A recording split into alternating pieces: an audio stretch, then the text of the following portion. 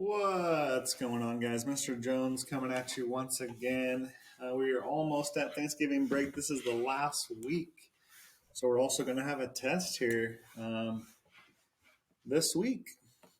So this is pretty much the last lesson of this module. Well, there's one more, but this is a quick one that we're going to do on Monday. So I'll make this as quick as possible. You guys are going to be given an equation similar to the one you see on the left, but not this exact one. Okay. And so I want to go over all the questions and then look at the graph at the same time so you could just be referencing what I'm telling you on the graph. Okay, there's going to be several things that it asks for. It's going to ask for the line of symmetry. I'm just going to call it the AOS, meaning axis of symmetry. Okay, so what's the axis of symmetry or line of symmetry? What's the vertex? What are the x-intercepts? And what is the y-intercept? And I'm going to bring in a couple skills that we previously learned that you should know how to do for the test also. All right, first and foremost, I want you to remember that a factored form gives you the x-intercepts for free. So this right here represents an x-intercept of, it says x plus 4, but it represents an x-intercept of -4. So -4, 0. Okay, you can see that over here on the graph, right? -4 is 0. Then the other one, x minus 1, gives that to you for free, and that's a positive 1. So it's always the opposite. And now you got your x-intercepts for free, right? You automatically know what the x-intercepts are for free. Now, the next things we need is axis of symmetry. I guess we could talk about next. Axis of symmetry literally cuts the parabola in half. So from factored form, how do you get the axis of symmetry? Well, it's just in the middle. So whatever the middle x value is of your two x-intercepts. So how do you find the middle? Let's zoom out a hair. How do you find the middle of your two x-intercepts? Well, you just find the average of them. So that's one way to do it. So -4 plus 1 divided by 2. That's going to tell you what it is. Okay. So -4 plus 1 is -3 divided by 2. So -3 halves or -1.5 is the axis of symmetry. Okay. Remember, it always passes through the vertex. So -1.5, x equals -1.5 is the equation of the axis of symmetry. So I put that line in there. We'll go ahead and make it dotted.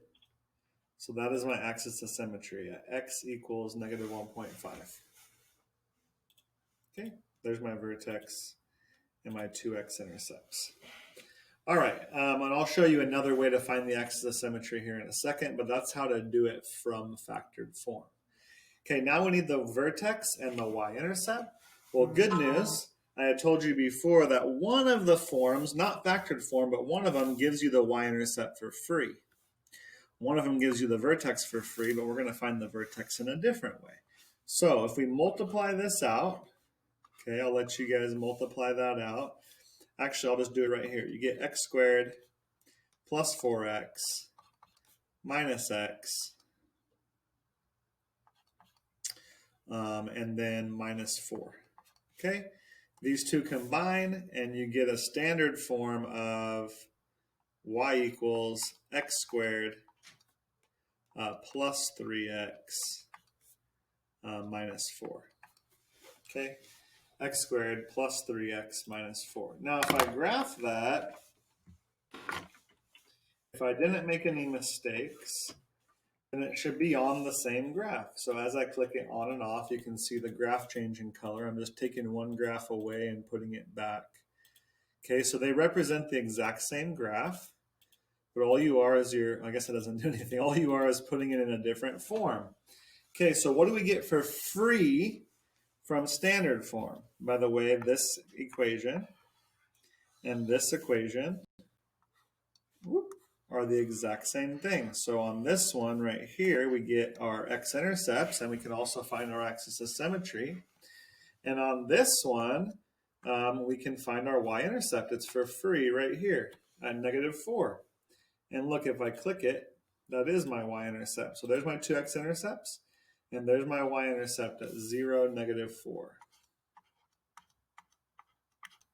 Okay. Another way you can find the y-intercept without changing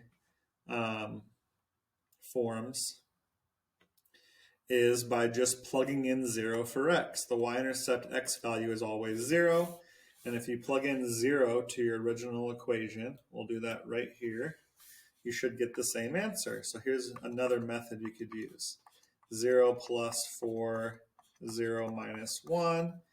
This literally gives you y equals 4 times -1, which equals -4. So we just found our y-intercept by just plugging in 0 for x. That works with every type of equation.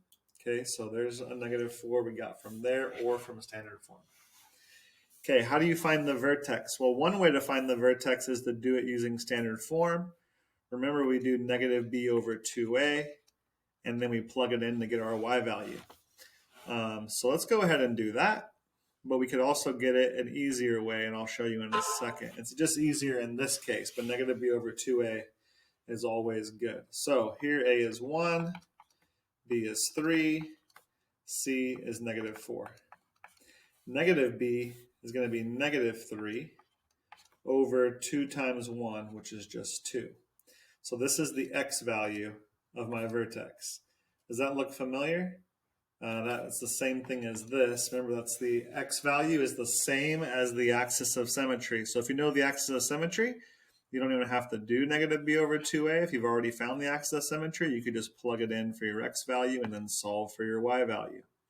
So now you actually have to plug in -3/2 into your calculator with all these x's. And I would just use the original equation, but you could also use standard form. So you're going to say -1.5 squared plus 3 times -1.5 minus 4. And once you get your answer, just go ahead and put it in your calculator. You're going to get this, which is, I'm going to put a 4th. That's the same thing, the y value of your vertex. And now you have your vertex. And this is a way more complicated one than you're going to actually have to do yourself. -6.25, whatever. Oop. And there you go. And now we have found all of our information. I gave you a couple different ways to find each one. So depending on what information you have, that's kind of how you make your choice. All right. One of the other things I want you to know is that if I have a number in front, okay, for example, here's the same equation but with a number. The only difference is this is your stretch, so your parabola is going to be skinnier. It doesn't change your x-intercepts. It doesn't change your vertex. Everything's still going to be the same.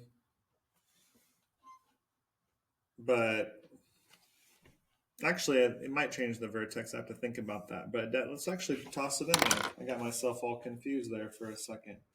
So let's say I toss it in there. I feel like the vertex would be lower, but maybe I'm tripping. Yeah, it's just in a different spot, not lower. So, all right, so obviously scratch that. This is the stretch, but you're still going to have to multiply it out, and then it looks like you will get a different vertex. So if you see one in the beginning, your x-intercepts, though, should still be the same. If I put it in correctly, I wrote it wrong. There you go. That's why I said it was lower. So now it has the same x-intercepts, but since it stretched, the vertex ended up going twice as far down because you had to multiply by the 2. So it literally went down twice as much. So be careful with that. Whenever you do your math, you always have to multiply that with it. So if you were to multiply this one out, for example, you could do this whole FOIL method and get x squared plus 5x plus 4. But then you have to multiply everything by 2. So here's your standard form, okay? And then from here, you can go ahead and find everything else you need. So there would be your y-intercept, right? Not sure where that is. Oh, I forgot that I put in the wrong equation. All right, Scrap, don't look at the graph for this one, but needless to say, that's what you would have to do. I forgot that this right here was supposed to be a -1. So I was trying to use the same on both graphs, and that's where I made my mistake. But everything else is cool. Just don't you look at the graph in regards to this y-intercept. All right, last thing I want to show you is this is an equation that might look like this. And I'm just going to use a different one. Okay, this is your stretch. That's a -1. But if you have no parentheses, then it means one of your x-intercepts is 0.